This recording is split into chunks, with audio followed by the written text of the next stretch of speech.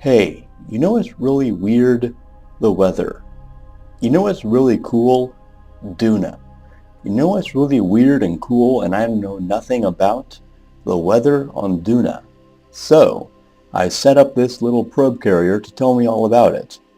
This is the mother hen P8. I call it that because it's a carrier that lays 8 eggs, little these things. Each egg is solar powered for maximum lifetime, has a battery pack on it so it can observe at night. For instrumentation, it has, let's see if we can get one in the daylight side. Yes, there we are. It's got a thermometer for measuring temperatures and a barometer for measuring atmospheric pressure and a gravioli detector for measuring graviolation. What's that telling me now right now? 1.4647 graviolians per second. That's about right, I suppose. What do I know? It's a gravioli, whatever that is. But here's the plan. We take this craft into the low atmosphere and deposit 4 of these things. Hopefully we'll have enough momentum on the way out that we can leave the atmosphere with enough of an orbit to get back into our places and recombobulate for another pass where we lay the other 4 eggs. I'm going to do these 4 in a polar region hereabouts, and I'm going to try and get the other 4 in an equatorial band.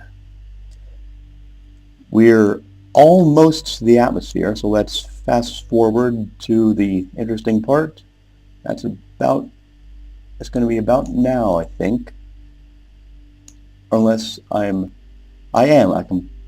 think I'm reading that altimeter wrong, but it doesn't really matter anyways. Let's lay some eggs. Apparently, let's activate some parachutes and then lay some eggs. And there they go. That looks so cool, actually.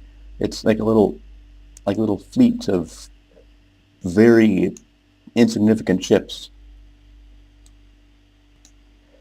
I'm hoping that they'll stay within 2 kilometers of each other on the way down. That way the parachutes will activate when they're supposed to. I just realized that the parachutes that are on the probes that are still attached to the mothership might also activate. If that happened, it would be very sad, because that would drag the entire ship down, and what are you going to do? It would be badness. But nothing to do for it now, so let's move time forward for a while. And that's 10 kilometers there. I think at the rate it's going, the mother hen should be okay. Dang it. Let's see. All those are good, and all that's going to shoot. Well, criminy.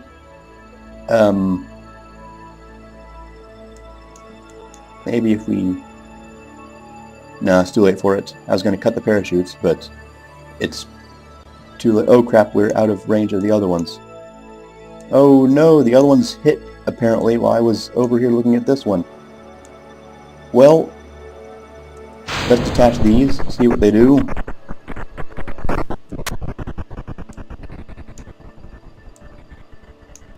I'm hoping to get some sort of spread, get multiple data samples and all that. This is not going as smoothly as I had hoped.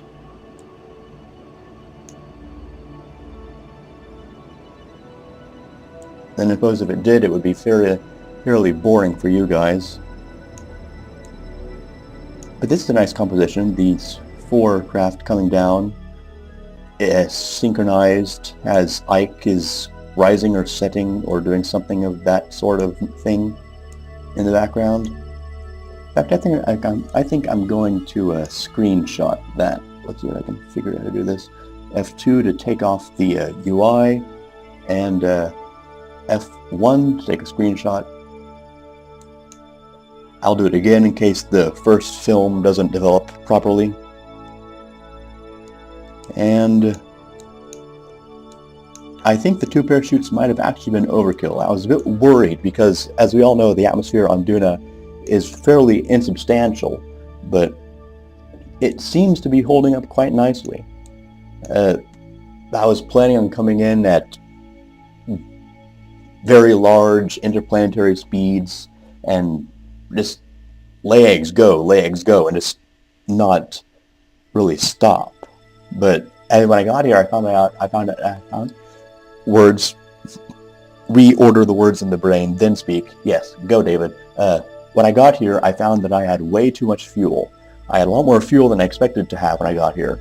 So I came up with that other plan, that really cool plan that would have been really neat, where you establish a presence and you lay your eggs where you want them, not just where they fall.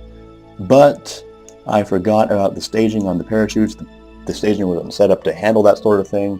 And here we are talking, trying to waste time while these things fall to the ground. Let's fast forward, shall we? Oh, almost there. And eggs are laid. Let's see what we're reading here. Wait, that's the battery part. Oh, dang it. See if we can tilt onto our side so we can get access to our instruments. Don't land on the solar panel, though. Yeah, that's about right. Oop. Ravioli check.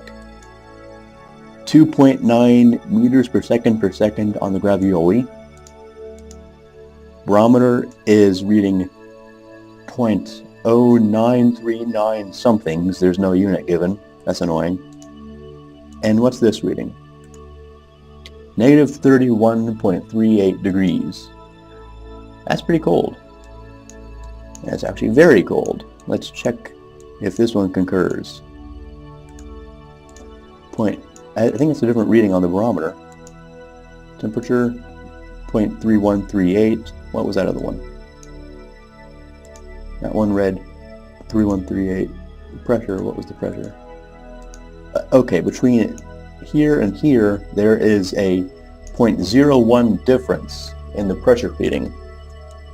So this tells me that the atmosphere on Duna is incredibly thin, because if there's more of it, there's more homogeny. Places close to each other will have more in common. They'll have about the same amount of air because there's so much air above them, it's just pushing down. I am in fact making this up as I go along. But here on Duna, just being slightly uphill is enough to make a meaningful difference in the barometric pressure. That's pretty neat, I think. I'm going to want to do further studies, but I'm really liking this okay, new word figured out in the brain, then say it, astrometeorology thing. Aha, I got it right. This was fun. I might do more of this. Sorry about being gone for about a month, but I was moving to my new apartment and getting settled into my new job, and I had zero time to do this sort of thing.